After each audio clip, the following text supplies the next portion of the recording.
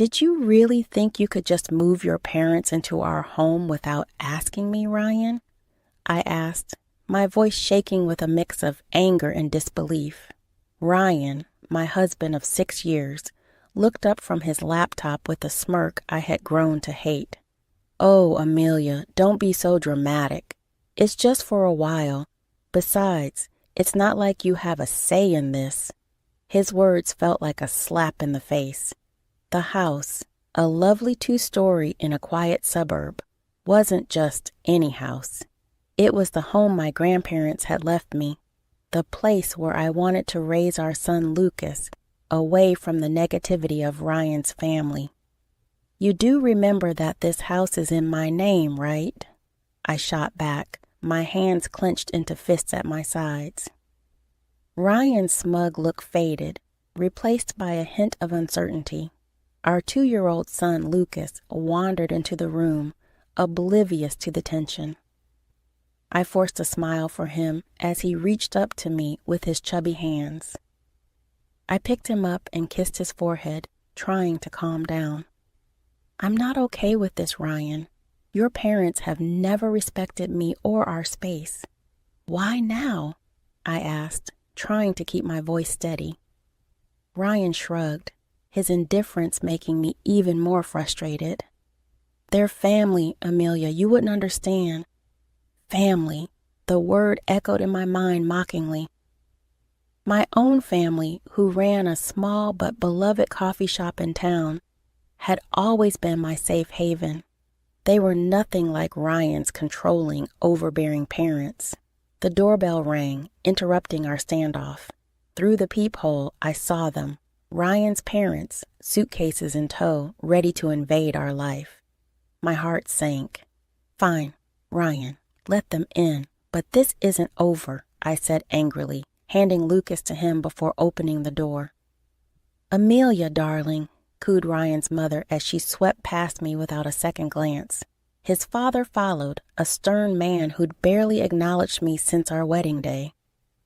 As they made themselves comfortable in my living room, I felt a familiar sense of intrusion. This was just the beginning, I realized. But as I watched them, something inside me changed. I was done being the compliant daughter-in-law, bending to their whims. I retreated to the kitchen, my mind racing. This was my home, my sanctuary, and I was ready to fight for it. The following days became a blur of unwanted changes. Ryan's mother, Elaine, had a knack for making herself overly present, which felt suffocating. She rearranged my kitchen, criticized my parenting, and acted as if our home belonged to her. Lucas shouldn't be eating that, Amelia. It's not healthy, Elaine scolded one morning as I prepared Lucas's breakfast. I held back a sharp reply, feeling her judgment like a slap. He's fine, Elaine. It's just cereal, she sighed, shaking her head. In our house, we believe in a proper diet. You really should learn. Her remarks felt like tiny jabs, wearing down my patience. Ryan, as usual, was no help, lost in his work and unaware of the growing tension. One evening, as I was putting Lucas to bed, Elaine barged into his room. He's still not sleeping through the night? You must be doing something wrong. Her words felt like a slap, making me doubt my abilities as a mother. I'm doing my best, I snapped back, unable to hide my frustration. Elaine's eyes narrowed. Clearly your best isn't good enough. Maybe if you had a real job and some structure in your life. Anger surged through me. This is my house, Elaine. You're a guest here. Remember that. Her laugh was cold. Oh dear, Ryan never mentioned how delusional you are. This is his house too, and as his mother, I have every right to be here. The next day, I reached my limit. I found Elaine in Lucas's room, going through his drawers. What do you think you're doing? I demanded, my voice shaking with anger. I'm just organizing. This room is a mess, she replied, not even bothering to look at me. That's it. I want you out of my house. "Now," I exclaimed, feeling a mix of fury and desperation. Elaine turned to face me, her expression one of mock surprise. "Your house? Oh, sweetie, you're just the wife. This is Ryan's house, too, and he wants us here." I stormed out of the room, my mind swirling with thoughts of Ryan's betrayal, Elaine's intrusion, and how they ignored my feelings. It was too much. I was tired of being pushed around, tired of my home being invaded by people who didn't respect me. That night, as I lay in bed, a plan started forming in my mind. I was going to take back control of my life, my home, and my son's future. Ryan and his parents had crossed a line, and it was time for them to realize I wouldn't be their doormat anymore. The fight was just beginning, and I was ready. A few days later, Ryan dropped a bombshell during an already tense dinner. "My parents need to stay with us longer. Their house is undergoing renovations," he said casually, as if it were no big deal. I felt my anger rise. "Longer? Ryan, we never talked about them staying here in the first place." He shrugged, avoiding my eyes. "It's just for a few more weeks. What's the problem?" "The problem? Your mother treats me like I don't belong in my own home," I snapped, frustration boiling over. Elaine, overhearing us, chimed in with her usual condescending tone. "Amelia, you're overreacting. We're family. You should be more understanding." That night, sleep escaped me. Their words kept replaying in my mind, fueling a growing determination. I wasn't going to let them control me anymore. It was time to take a stand. The next morning, I called my brother Alex, who had always been there for me. "They're taking over my life, Alex. I can't handle it anymore," I confessed, holding back tears. Alex's voice was strong and supportive. "Amelia, you have to stand up for yourself. Don't let them push you around. It's your house, your rules." His words gave me the courage I needed. I decided to talk to Ryan, but this time I would be prepared. I gathered evidence of Elaine's bossy behavior, the rearranged kitchen, the disrupted routines, her constant rude comments. The day of confrontation came. I waited until Elaine and Ryan were in the living room. "We need to talk now," I declared, my voice steady, despite the turmoil inside me. Ryan looked up, taken aback by my tone. "What's going on, Amelia?" "It's about your parents, Ryan. Their constant interference, their disrespect for my boundaries." "It stops today," I declared, holding up my list of complaints. Elaine scoffed. "This is ridiculous. We're just trying to be helpful. Helpful by undermining me all the time, by treating me like I don't matter in my own home?" I shot back, my frustration boiling over. Ryan squirmed. "Amelia, they're my parents. We can't just ask them to leave." "No, Ryan. They're guests in my home, and they've stayed too long. Either they go or I do with Lucas," I stated firmly, my determination clear. The room fell silent, my words hanging in the air. I saw Ryan's realization, but it was Elaine who spoke first. "You wouldn't dare," she spat, her mask slipping. "Try me. I won't regret standing up for myself," I retorted, my voice filled with determination. That night, Ryan's parents packed their bags. As they left, Elaine shot me a hateful look. "You'll regret this, Amelia," she warned. But as the door closed behind them, I felt a weight lift off my shoulders. It was the first step in taking back control of my life, and I was prepared for whatever challenges lay ahead. The days after Elaine and her husband left were strangely quiet. Ryan's attitude towards me became cold and distant, our interactions minimal and strained. Yet, I found comfort in the peace of my home and the joyful laughter of Lucas. One evening, as Lucas played with his toys, Ryan announced, "I have to go on a business trip. I'll be gone for a few weeks.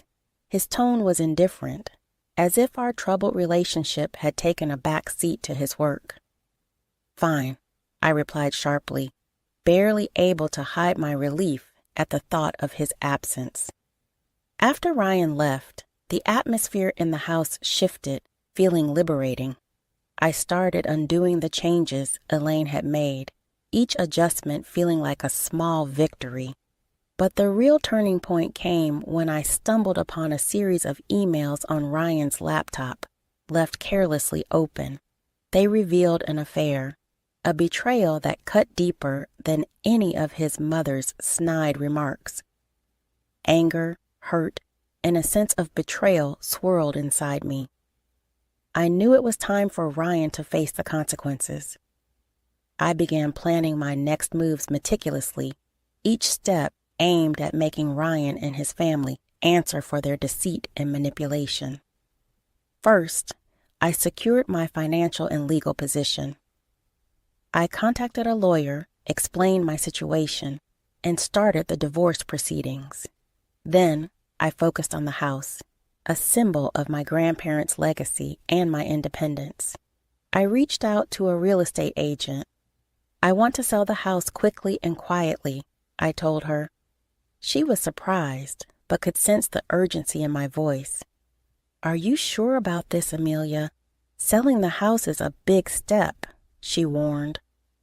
I've never been more certain, I replied, fueled by a mix of betrayal and newfound determination. The house went on the market, and offers came in quickly. The idea of Ryan returning to find his control gone brought a bittersweet satisfaction. In the midst of all this, I leaned on my family for support. My parents were shocked by Ryan's actions and stood by me and Lucas. We're here for you, no matter what, my father assured me. Watching Lucas play, unaffected by the chaos, I silently promised to shield his happiness. Ryan's return was inevitable, but I was no longer the same person he left. Armed with truth and a plan, I was ready to confront him and take back my life. The day Ryan returned was heavy with tension. I had played out this moment in my head countless times, imagining every possible scenario, yet my heart raced as I heard his key turn in the lock. Amelia, I'm back, Ryan called out, his voice filling the now unfamiliar space. I stepped out from the kitchen, my stance firm. Welcome home, Ryan. We need to talk. He glanced around, noticing the changes I'd made. What's going on? The house looks different. I didn't falter. I sold the house, Ryan. It's no longer ours. Disbelief washed over his face. You did what? You can't just sell our house without telling me. It's my house, Ryan. And after what I found out, I don't think you get to say anything anymore, I said. My voice steady, but tinged with simmering anger. He scoffed, trying to regain control. What are you talking about? The affair, Ryan. I know everything, I revealed, watching as his facade crumbled. His attempt to deny it was feeble and short-lived. Amelia, it's not what you think. I think it's exactly what it looks like. You betrayed me, our family, I retorted, the hurt clear in my voice. Ryan's expression shifted from shock to anger. You're overreacting. We can fix this. There's no we anymore, Ryan. I filed for divorce, I declared, handing him the papers. The ensuing conversation was a blur of accusations and denials, but I stood my ground. The man I married was gone, replaced by a stranger driven by selfish desires. As he stormed out, vowing to contest the divorce, I felt a mix of freedom and apprehension. I had taken the first step toward a new life, but the fight was far from over. In the following weeks, our situation became public. Ryan's once imposing parents were now entangled in their son's mess. Their attempts to reach out were met with silence. I had cut ties with them, focusing solely on Lucas and finalizing the divorce. The day of the court hearing arrived. Ryan looked defeated, the consequences of his actions finally sinking in. As the judge granted the divorce and custody of Lucas to me, I felt a sense of justice. Ryan's plea for reconciliation after the hearing fell on deaf ears. "You made your choice, Ryan. Now you have to live with it," I said, turning away from him for the last time. News of our divorce and Ryan's affair spread, tarnishing his reputation in relationships. His once proud and judgmental parents found themselves shunned by those who had once respected them. Walking out of the courthouse, holding Lucas's hand, I realized this wasn't just an end but a new beginning, a chance for me and my son to start fresh, free from deceit and manipulation. The future was uncertain, but it was ours to shape. Life after the divorce felt like stepping out of a long, dark tunnel into the light. I had regained control, not just of the house now sold, but of my life. Lucas, unaware of the grown-up troubles, flourished in the love and stability I provided. My days were busy but fulfilling, focused on rebuilding our lives and running the coffee shop, my sanctuary. The shadow of Ryan and his parents lingered, casting a pall over my life. One day, as I was closing the shop, Ryan appeared, looking disheveled and desperate, a stark contrast to the composed man I had once known. "Amelia, please, I need to talk to you," he pleaded, his eyes searching mine for a glimmer of the compassion we once shared. I hesitated, torn by conflicting emotions. "What do you want, Ryan?" "It's about the alimony and child support," he began, his voice filled with embarrassment. "I can't afford it. I lost my job because of the scandal, and my parents, they're struggling too." His words hit me like a cold shock. "That's not my problem, Ryan. You made your choices, and now you have to face the consequences." "But Amelia, I have nothing left. Please, for old time's sake," he begged, his voice breaking with despair. I felt a pang of pity, but it was quickly overtaken by the memory of his betrayal. Old time's sake, those times are gone, Ryan. You should have thought about the consequences before you cheated and lied. I turned to leave, but his next words stopped me in my tracks. "I'm sorry, Amelia. Truly I am. I was a fool and I ruined everything. Please help me." For a moment, I glimpsed the man I once loved, vulnerable and regretful. But the pain he had caused was too deep, the betrayal too raw. "I'm sorry, Ryan, but I can't help you. You need to figure this out on your own," I said firmly, closing the chapter of our shared past for good. As I walked away, leaving Ryan standing alone, I felt a sense of closure. The journey had been painful, filled with betrayal and heartache, but it had led me to a place of strength and independence. Life moved on. Lucas grew, his laughter and curiosity bringing joy to our home. The coffee shop thrived, becoming a place of warmth and community. And as for me, I found contentment in simple pleasures. The aroma of fresh coffee, the sound of Lucas's giggles, and the support of loved ones. Ryan and his parents became distant memories, their legacy a reminder of the consequences of betrayal. My journey taught me resilience and the importance of standing up for oneself. As I locked the shop that evening, I looked up at the sky, its hues signaling the end of another day. I smiled, holding Lucas's hand tightly. Our future was uncertain, but it was bright. We were moving forward step by step into a new chapter.